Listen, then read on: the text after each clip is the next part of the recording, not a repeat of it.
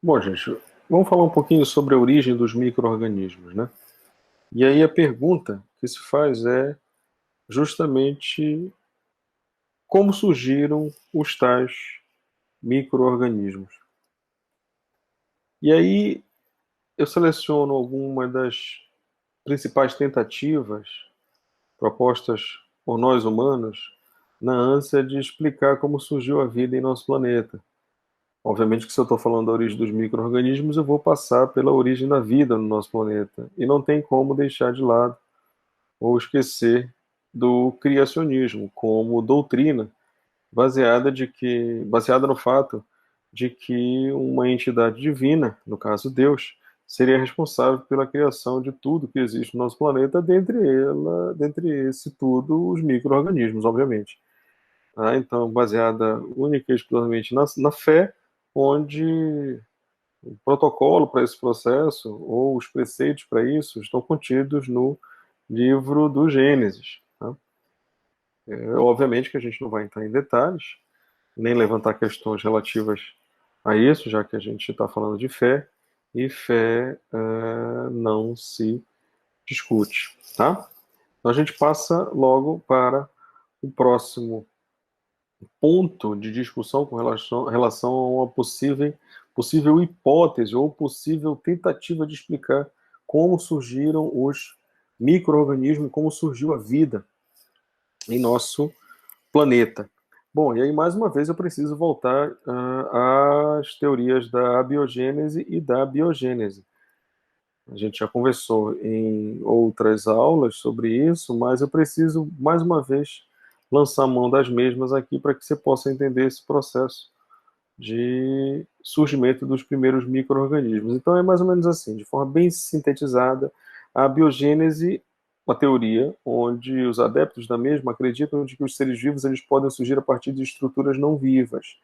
Já a biogênese, totalmente antagônica a isso, os adeptos acreditam de que os seres vivos eles somente podem surgir a partir de outros seres pré-existentes, outros seres vivos pré-existentes. E aí eu faço questão de colocar para você aqui, em ordem cronológica, o período em que viveram cada um dos adeptos, os principais adeptos da abiogênese. Perceba do lado esquerdo da coluna, eu tenho boa parte dos primeiros representantes aí datados de um período antes de Cristo, né? O mais famoso deles, Aristóteles, viveu de 384 a 322 antes de Cristo. Aristóteles era adepto de um tal princípio ativo que era capaz de fazer com que a vida surgisse do nada. Gente, imagina o que é, nesta época, você se deparar com uma situação onde uma pessoa tem uma crise causada por verminose, né? A verme que a gente conhece, Ascaris lumbricoides. Então, a pessoa expelindo Ascaris, tanto pelo ânus quanto pela boca, né? Tossindo e expelindo aquela verme. Fica a pergunta de onde isso veio. E aí é muito nesse sentido que a gente considera de que os adeptos da biogênese, neste período, que não era contemporâneo, a gente está falando aí de uma época bastante antiga, né? Então, são 610 anos, são 500 e poucos anos antes de Cristo. Esses indivíduos, na verdade, eles estavam bem à frente do seu tempo, porque já se preocupavam com possíveis explicações sobre aquilo que para os outros não fazia diferença, né? Além de Aristóteles, os mais contemporâneos, eu tenho o Jan van Helmont, que também a gente já comentou anteriormente. O Van Helmont, ele inclusive tinha uma receita para produzir vida a partir de estrutura inanimada. Bastava você juntar um pouquinho de farelo de trigo, roupa suada, num canto de uma determinada área da tua casa, desprovida de luz, né? Então, e de pessoas, né? Então você evitava a passagem de pessoas, que você conseguiria produzir ratos, né? Então seria a receita da produção de ratos, imagina só. Então, definida por Van Helmont. Eu tenho Isaac Newton e também o John Needham. O Needham, ele, a gente vai falar mais à frente, ele trava uma verdadeira batalha com um adepto da biogênese, que é o Lázaro Spallanzani, mas isso fica para daqui a pouco. No momento agora eu preciso que você entenda que o principal contraponto à biogênese nessa época, né, não nessa época, mas no século XVII, era um cara chamado Francesco Redi, que é o que você está vendo ali do outro lado. Né? Teria sido ele o primeiro opositor à teoria da abiogênese, um adepto de que os organismos eles só são oriundos de outros pré-existentes. Então, Francesco Redi é adepto da biogênese e o primeiro a fazer um contraponto com relação à biogênese. O Redi ele propõe um experimento relativamente simples. Então, ele pega dois grupos de frascos, sendo que um destes grupos ele deixa aberto e o outro vedado com gás. No interior de todos os frascos existe o mesmo componente, matéria orgânica, então pedaços de carne. Depois de alguns dias, o Redi consegue comprovar que a proliferação de larvas só se dá naquela matéria orgânica, naquele resto de carne que estava presente nos frascos que não foram vedados com gás. Ou seja, não seria possível produzir larvas a partir de matéria morta, a partir de matéria inanimada, não seria possível. Na verdade, o que aconteceria é que moscas, ao pousarem nessa matéria orgânica, depositariam seus ovos, esses ovos, em um dado momento, eclodiriam e liberariam suas larvas. Só que ao olho humano, isso acabava passando desapercebido. Por isso, os adeptos da biogênese acabavam acreditando de que as moscas elas eram oriundas, as larvas eram oriundas da matéria orgânica em decomposição. Rede inicia esse contraponto, na verdade, né? Começa a contestar. A contestação ela se inicia com o experimento de Rede. Posteriormente a isso, surge a tal batalha direta entre esses dois aí, né? O Neden, adepto da biogênese, e o Spallanzani, adepto da biogênese. Os dois trabalhando com caldo de carne. Na verdade, gente, o Neden, ele pegou um caldo nutritivo, ferveu por 30 minutos e vedou com cortiça, tentando, na verdade, fazer um contraponto ao experimento de Rede. E ele disse que mesmo fazendo isso, depois ele percebeu a presença de micro-organismos em todos os frascos. De acordo com ele, existia uma força vital nestes caldos nutritivos que fazia com que os micro-organismos voltassem a se multiplicar no mesmo. Ele dizia, inclusive, que a abiogênese ela funcionava para micro-organismos. Então, para o surgimento de micro-organismos, né, que explicavam, por exemplo, você em um dado momento não ter fungos proliferados na parede da tua casa, e em um outro momento, subitamente, eles aparecerem, né, definia de que isso era realmente uma prova de que a biogênese ela existia e existia especificamente para os micro-organismos. Spallanzani fez o seguinte, ele executou o experimento de Needham com algumas alterações. Seguiu na íntegra o que Needham fez, mas inseriu algumas adequações. Por exemplo, a fervura do caldo nutritivo ela durou mais no experimento de Spallanzani. E quando ele terminou de ferver, ao invés de colocar uma cortiça única exclusivamente, ele com um maçarico, derreteu a boca da vidraria. Né? Era um balão com uma boca e ele derrete essa boca, vedando por completo o caldo nutritivo no seu interior. O resultado é que não surgiram micro-organismos dentro do caldo nutritivo, surgiram apenas nos frascos vedados com cortiça. Ou seja, comprovando que o que acontecia com o Needham nada mais era do que contaminação por parte do ar. O Needham, quando identificou isso, disse que, na verdade, o que acontecia é que o contato com o ar reativava a força vital, dando assim condições à proliferação de micro-organismos. E aí fica nesse jogo de empurra-empurra, que realmente só é resolvido com o experimento de Pasteur, né?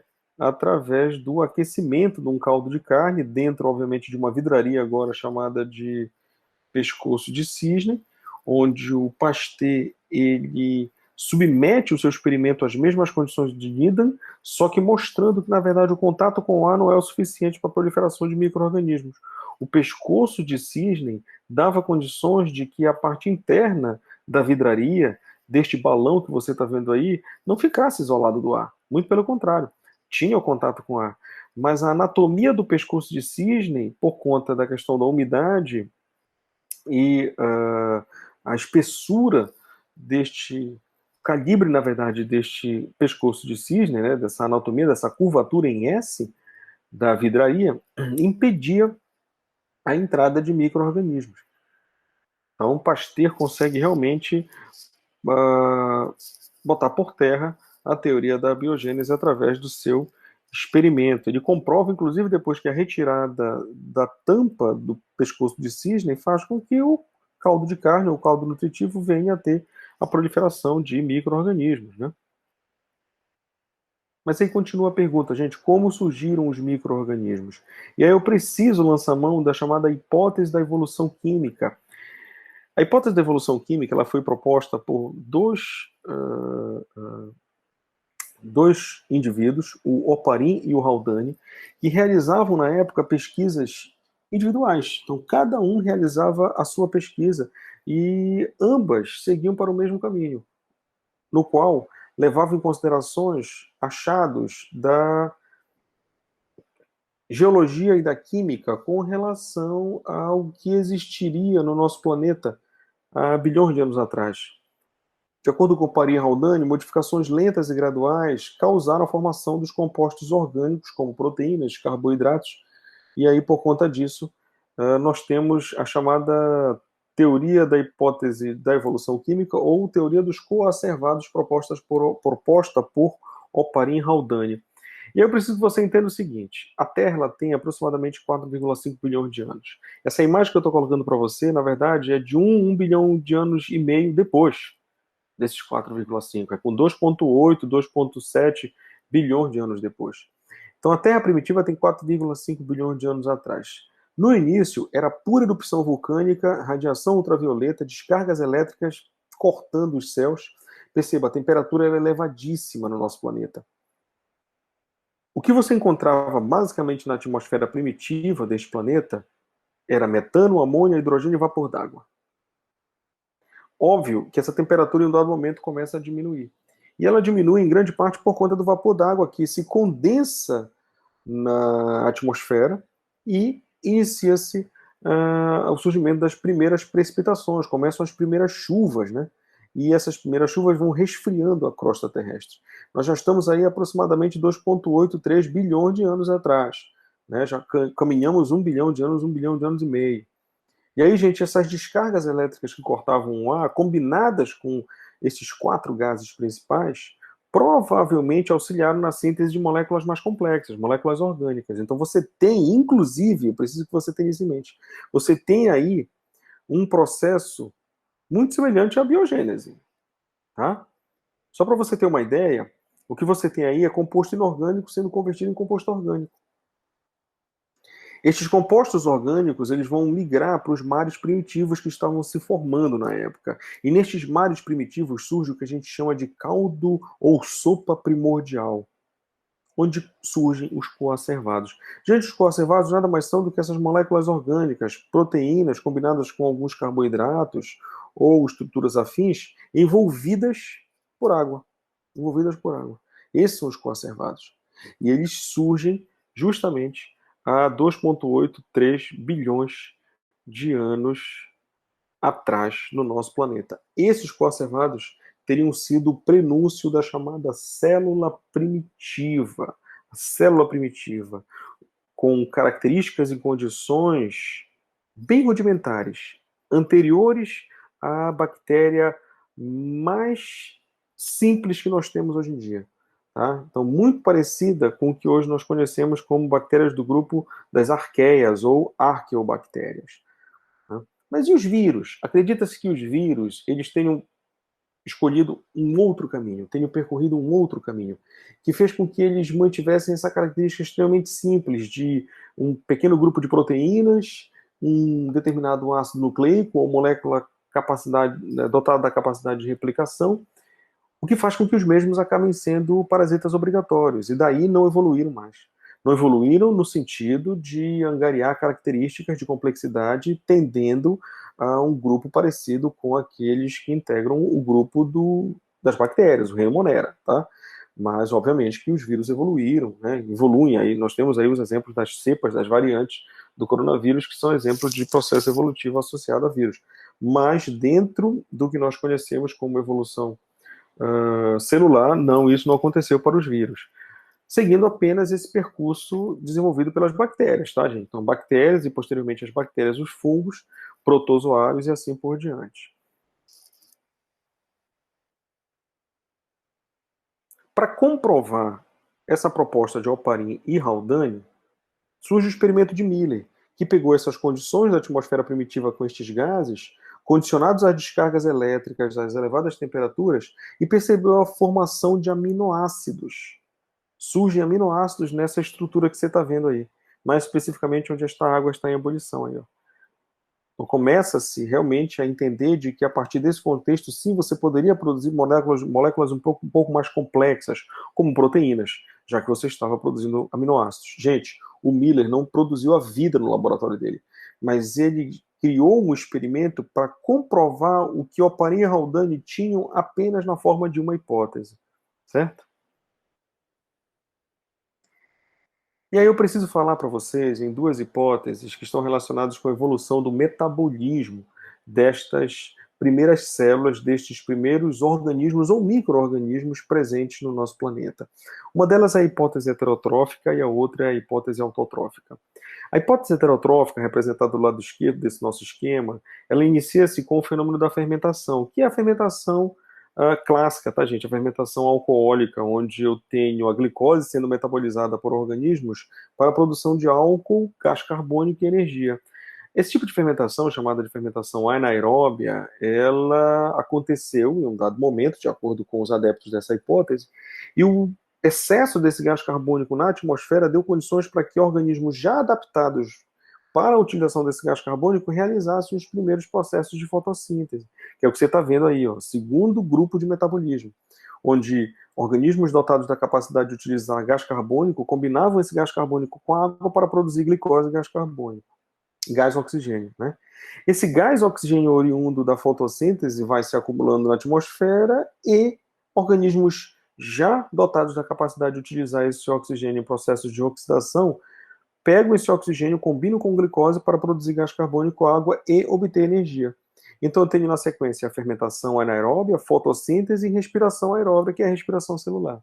Essa seria a hipótese heterotrófica. No entanto, gente, a hipótese heterotrófica ela é menos aceita pela comunidade científica, porque os adeptos da outra hipótese, a mais aceita, a hipótese autotrófica, acreditam que o ambiente que existia no nosso planeta há 3,5, 3 bilhões de anos atrás, ele era inadequado para a realização de uma fermentação, mesmo a fermentação sendo um processo simples quando comparado com a respiração celular.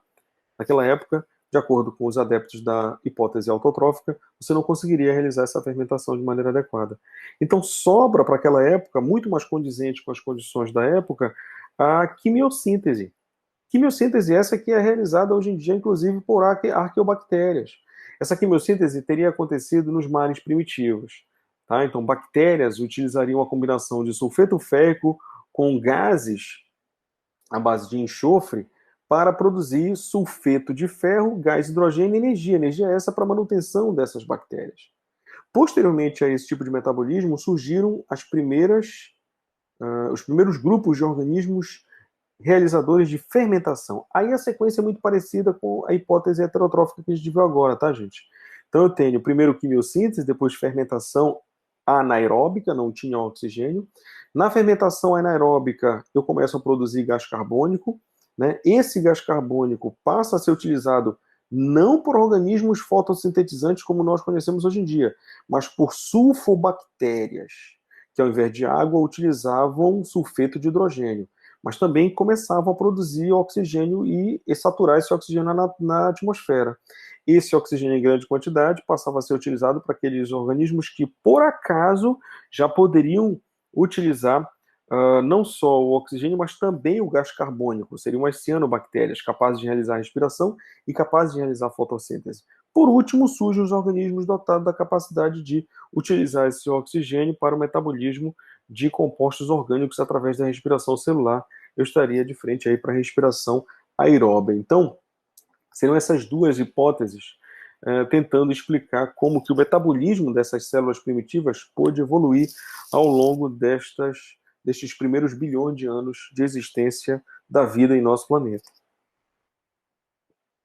A teoria endossimbiose que eu trago, endossimbiótica, ou teoria da endossimbiose que eu trago para vocês aqui, ela trata justamente desse período. No entanto, é preciso que fique claro de que o que acontece aqui nesse momento está diretamente relacionado com os primeiros estágios do surgimento da vida. Como assim os primeiros estágios do surgimento da vida?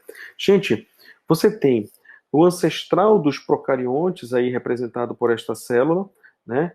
E aí ela começa a sofrer invaginação. Vai sofrendo invaginação, vão surgindo os sistemas internos de membrana nesta célula, e aí eu tenho o surgimento das bactérias.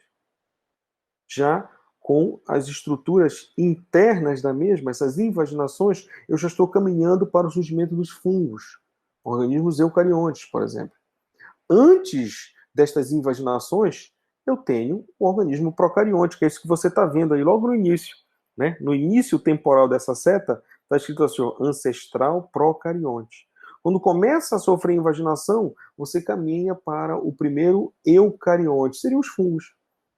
E aí a gente para, né? Porque daí para frente eu vou entrar em células animais, células vegetais, os próprios protozoários, e não é o objetivo aqui da nossa disciplina.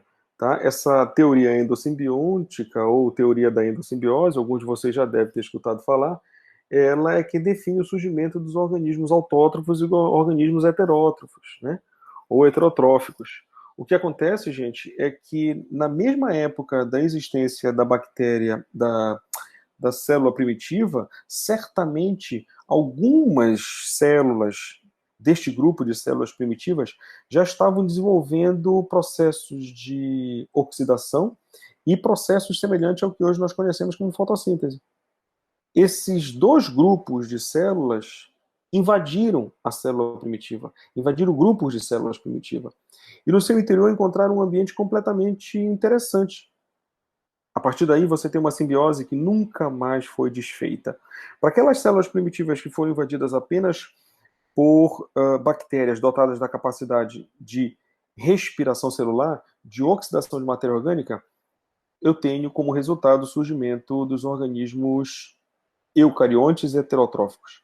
Naquelas que foram invadidas por bactérias dotadas da capacidade de realização de respiração celular e fotossíntese, eu tenho o surgimento dos eucariontes autótrofos ou organismos autotróficos. Então, seria essa dicotomia aí pós-formação do sistema interno de membranas, né, que é o que você está vendo na terceira célulazinha aí, né? Onde eu tenho lá em cima o envoltório nuclear, núcleo, retículo endoplasmático. Então, para nós, a gente para justamente aí nessa terceira célula, onde nós acreditamos que possam ter surgido os fungos. E aí, por último, eu não posso deixar de falar na hipótese da panspermia, que define de que a origem da vida em nosso planeta ela seria extraterrestre e que a mesma teria chegado aqui através de corpos celestes, né, meteoritos, que teriam trazido, ou na sua superfície ou no seu interior, micro-organismos que colonizaram o nosso planeta. O problema é conseguir entender de que esses micro-organismos conseguiriam resistir a essa jornada, né, espacial, a todos os intempéries dessa jornada espacial, mas mesmo assim essa hipótese ela não consegue esclarecer o processo da origem da vida, já que na verdade ela só diz que ela teria chegado aqui, mas a origem da mesma, como a mesma se deu, mesmo que em outro lugar, ela não explica. E aí, gente, ficaria então a pergunta, né? Como surgiram os micro-organismos? Bom, em resumo, eles teriam surgido através, inicialmente, de um fenômeno pautado na teoria da biogênese, já que quando a gente fala da teoria de Oparin-Haldane, o que você tem são compostos inorgânicos formando compostos orgânicos, mas que daí para frente, até a formação da célula primitiva, o que você tem é um evento gerador desse lastro de teoria biogênese, de teoria biogênica para o resto da vida, né?